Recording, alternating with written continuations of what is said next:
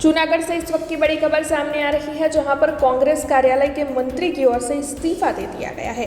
जूनागढ़ में महानगर पालिका के चुनाव का बिगुल बज चुका है। कांग्रेस की ओर से टिकट वितरित की जानी है, उससे पहले कांग्रेस कार्यालय के मंत्री ने अपना इस्तीफा दे दिया है। कार्यालय के मंत्री मनसुख डोबरिया की ओर से अपना इस्तीफा शहर कांग्रेस प्रमुख मनोज जोशी के टेबल पर ही रख दिया गया, क्योंकि मनोज जोशी उस वक्त कार्यालय में मौजूद नहीं थे।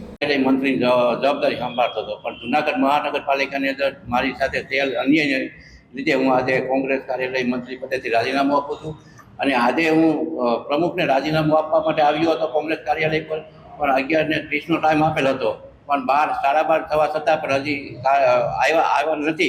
ત્યારે હું મારું રાજીનામું ટેબલ ઉપર મૂકી અને કોંગ્રેસની તમામ જવાબદારી મૂકીને જતો રહું છું। हमसे जुड़े रहने के लिए हमारे YouTube चैनल को सब्सक्राइब करें और नई वीडियो की नोटिफिकेशन के लिए बेल आइकॉन को दबाएं।